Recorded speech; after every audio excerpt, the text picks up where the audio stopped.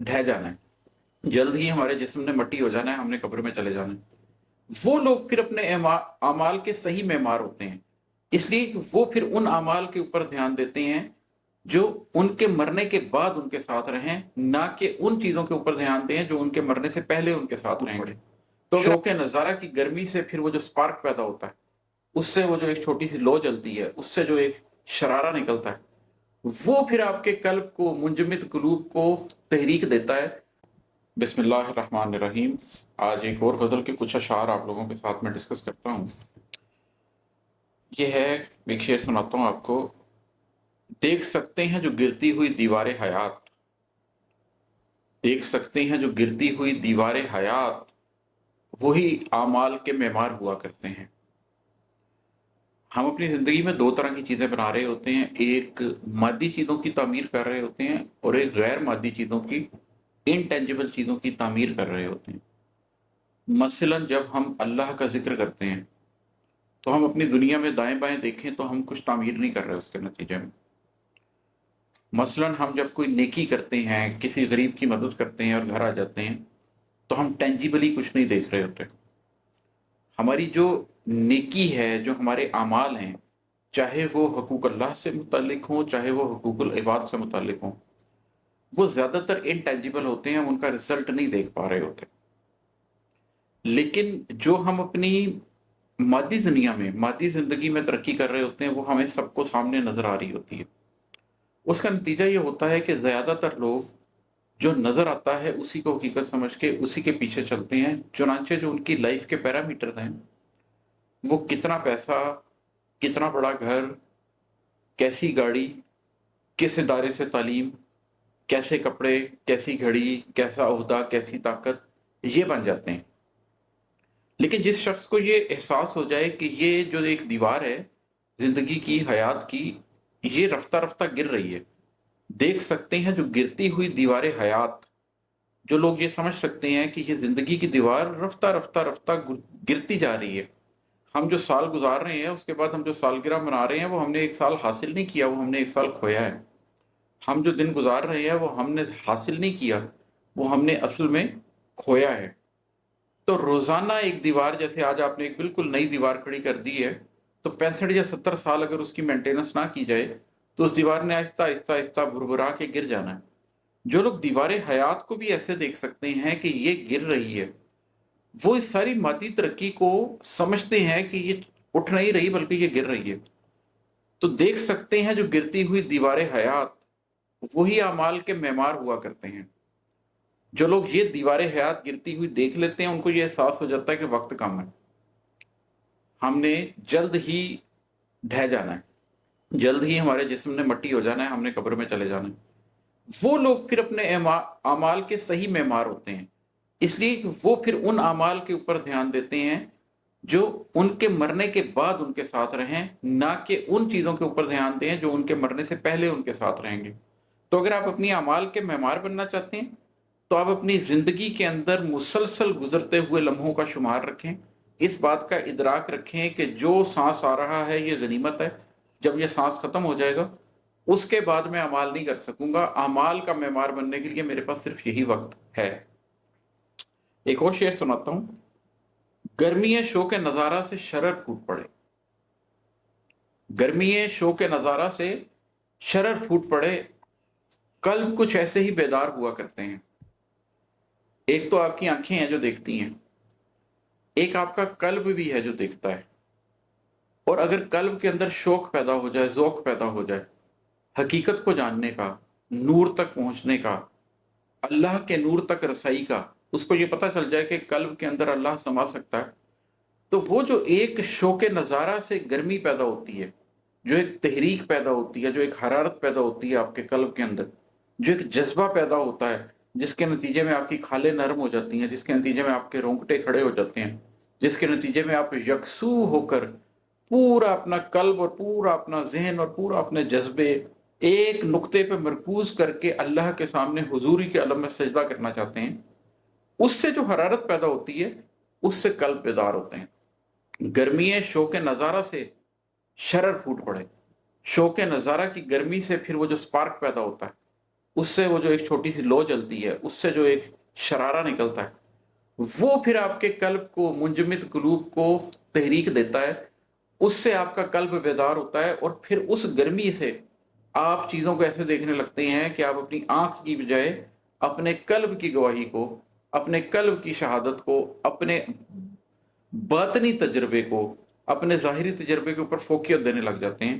آپ کے جو حواس باطنہ اللہ نے آپ کو دی ہیں، وہ آپ کے حواس ظاہرہ پر غالب آنے لگ جاتے ہیں، اور آپ ان حواس باطنہ کی بنیاد کے اوپر صحیح اور غلط کا فیصلہ کرنا شروع کرتے ہیں۔ بستیاں جن پہ عذاب آتے ہیں، بستیاں جن پہ غضب گرتے ہیں، ان میں بھی کہیں، بستیاں جن پہ غضب گرتے ہیں ان میں بھی کہیں 4-6 صاحب کردار ہوا کرتے ہیں۔ یہ جو ہم اپنے ارد گرد دیکھتے ہیں نا، اور ہمیں احساس ہوتا ہے کہ نہیں جی ہمارے ارد گرد کچھ نیک لوگ ہیں، ہم کبھی کہہ بھی دیتے ہیں کہ یہ بستیاں بس ان نیک لوگوں کی وجہ سے ہی چل رہی ہیں۔ ہمیں اس کی بجائے اپنے گریبانوں میں جھانکنا چاہیے، اس لیے کہ وہ بستیاں جن کے اوپر عذاب اترے تھے، 4-6 صاحب کردار لوگ تو ادھر بھی تھے۔ نوح علیہ السلام کی بستی میں بھی تھے، اللہ نے انہیں اینڈ میں بچا لیا، لیکن باقی بستی کا کچھ نہیں ہو سکا۔ لوط علیہ السلام کی بستی میں بھی تھے، صالح علیہ السلام کی بستی میں بھی تھے، ہود علیہ السلام کی بستی میں بھی تھے۔ جن جن بستیوں پر عذاب آتے ہیں، ان بستیوں میں صاحب کردار لوگ ہوا کرتے ہیں، اور وہ اپنا رول پلے کر رہے ہوتے ہیں، لیکن یہ اس بات کی ضمانت نہیں ہوتی کہ وہ بستی بچ جائے گی۔ بستیاں تب بچتی ہیں جب ان کے اندر میجورٹی لوگ ایک بیر منیمم سے اوپر کی زندگی گزار رہے ہیں اللہ کی مرضی کی۔ تو ہم جس معاشرے میں رہتے ہیں، ہم نبی کریم صلی اللہ علیہ وسلم کی امت ہیں، اور قرآن اس بارے میں ذکر بھی کرتا ہے کہ قیامت سے پہلے تمام بڑی بستیوں کو ہم ایک تباہی سے، ایک عذاب سے گزاریں گے۔ اگر ہم اس سے بچنا چاہتے ہیں تو سورۃ الکہف کے اندر اس کا ایک پورا ماڈل بھی ہے، اور ایک بنیادی مسلمان بننے کا ماڈل تو خیر ہم جانتے ہی ہیں۔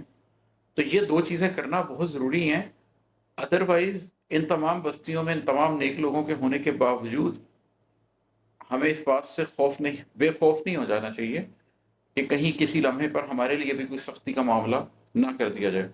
یہ میں اس عذاب کی بات نہیں کر رہا جو اللہ کی طرف سے قوموں پر اترتے تھے، وہ تو ایک سلسلہ ایسا تھا کہ جو پہلے اترتا تھا، لیکن نبی کریم صلی اللہ علیہ وسلم کی امت پر انشاءاللہ تعالیٰ ایسا کوئی معاملہ نہیں آئے گا کہ پورے قوم کے اوپر کوئی عذاب نازل ہو۔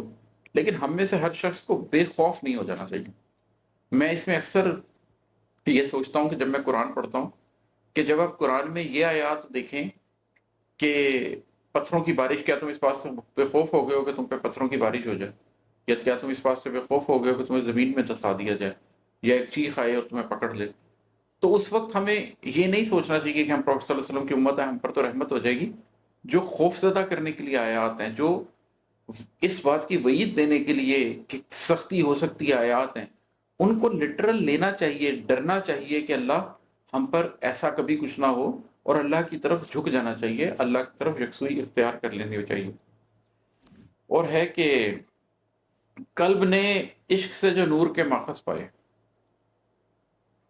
قلب نے عشق سے جو نور کے ماخذ پائے، عقل والوں کے یہ آزار ہوا کرتے ہیں۔ جو لوگ صرف عقلی طور پر زندگی کی حقیقت کو جاننا چاہتے ہیں، کچھ چیزیں ایسی ہیں جہاں سے آگے وہ جا نہیں سکتے، اور ان کے لیے وہ زندگی بھر کا ایک آزار ہے کہ اس کا جواب ڈھونڈو۔ سائنس آج تک یہ ڈھونڈنے میں لگی ہوئی ہے کہ بگ بینگ سے پہلے کیا تھا۔ آج تک ان کا یہ سوال ہی ختم نہیں ہوتا کہ اگر ہر چیز کو اللہ نے بنایا ہے تو پھر اللہ کو کس نے بنایا ہے۔ آج تک ان کو یہ سمجھ ہی نہیں آتی کہ یہ کائنات جہاں پر جا کر ختم ہوگی تو پھر اس سے آگے کیا ہوگا۔ یہ عقل والوں کے آزار ہیں۔ لیکن جو لوگ سمجھتے ہیں کہ خدا نے یہ ٹائم اینڈ اسپیس کیوں کریٹ کیا ہے، اور ازل کیا ہے اور ابد کیا ہے، اور خدا ٹائم اینڈ اسپیس سے باہر ہے، اور وہ ان چیزوں کے جواب ڈھونڈنے کی بجائے خدا کی بنائی ہوئی کائنات میں وہ سائن ڈھونڈنا شروع کرتے ہیں کہ وہ خدا کو پالیں، بجائے اس کے کہ وہ امپیریکل ایویڈنس کے تھرو اللہ تک پہنچنا چاہیں۔ وہ اللہ نے جو کائنات بنا دی ہے، اس کائنات کے اندر موجود بہت سے امپیریکل اور نان امپیریکل ایویڈنس کے تھرو اللہ کو سمجھنے، اللہ کو جاننے اور اس کی منشا، اس کی مشیت کو جاننے کی کوشش کرتے ہیں۔ وہ بہت آگے نکل جاتے ہیں۔ تو عشق والوں نے، قلب والوں نے، قلب نے عشق سے جو نور کے ماخذ پائے، کہ قلب جو نور کے ماخذ عشق سے پا لیتا ہے، قلب نے عشق سے جو نور کے ماخذ پائے، عقل والوں کے یہ آزار ہوا کرتے ہیں۔ تو قلب یہ جس چیز کو، جس ماخذ کو پا لیتا ہے، मुसलमानों को उसके पीछे जाने की भी कोशिश करनी चाहिए। हवासे बातिना आपको बहुत इल्म दे सकते हैं जो हवासे ज़ाहिरा से मुमकिन नहीं होता। और मकता भी सुना देता हूँ कि किसी हादी को सदा देनी ही पड़ती है इमाद, किसी हादी को सदा देनी ही पड़ती है इमाद, लोग खुद से नहीं तैयार हुआ करते हैं। ये एक इंसानों की आदत है कि इंसानों के अंदर एक बहुत थोड़ी तादाद ऐसी है जो खुद से अपने आप को तैयार करते हैं। अगर हम सोसाइटी के अंदर चेंज के प्रिंसिपल को भी पढ़ें तो वो कहते हैं कि अगर किसी सोसाइटी में 3% लोग सड़कों पर निकल आए तो वहां पर रेवोल्यूशन आ जाती है। 3% लोग सड़कों पर नहीं निकाले जा सकते किसी रेवोल्यूशन को लाने के लिए। इसी तरीके से अगर आप मुआशरे में तब्दीली की बात करें तो मुआशरे के अंदर एक बहुत बड़ा तबका होता है जो कि 70-80% लोगों के ऊपर है, जो कि मुआशरे की राह पे चलना चाहता है। कोई 5-10% लोग होते हैं जो कि लिबरल माइंडेड होते हैं, और कोई 5-10% होते हैं लोग जो कि कंजर्वेटिव माइंडेड होते हैं। कंजर्वेटिव का मतलब यहाँ वो नहीं है जो सोसाइटी में लिया जा रहा है, या ना लिबरल का मतलब वो है। लिबरल का मतलब वो है जो चेंज को पसंद करता है, और कंजर्वेटिव का मतलब जो है जो चेंज को पसंद नहीं करता। जब कभी चेंज को पसंद करने वाले लोग डोमिनेंट हो जाते हैं तो बाकी 70-80% लोग उनके पीछे चलते रहते हैं, और जब कभी चेंज को नापसंद करने वाले लोग डोमिनेंट हो जाते हैं तो बाकी 70-80% लोग उनके पीछे चल जाते हैं।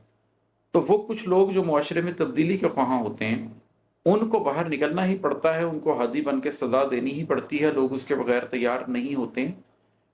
किसी भी तरफ मुआशरे को लेके जाना हो, आपको ये जरूरी है कि कोई ना कोई शख्स खड़ा हो, वो हादी बनकर आवाज दे, चंद लोग उसको सुनेंगे, रफ्ता रफ्ता रफ्ता वो सोसाइटी के अंदर पेनिट्रेट करेगा, हत्ता कि उन लोगों की तादाद इतनी बड़ी हो जाएगी कि फिर सडनली जौक दर जौक लोग उसके अंदर दाखिल होना शुरू हो जाएंगे।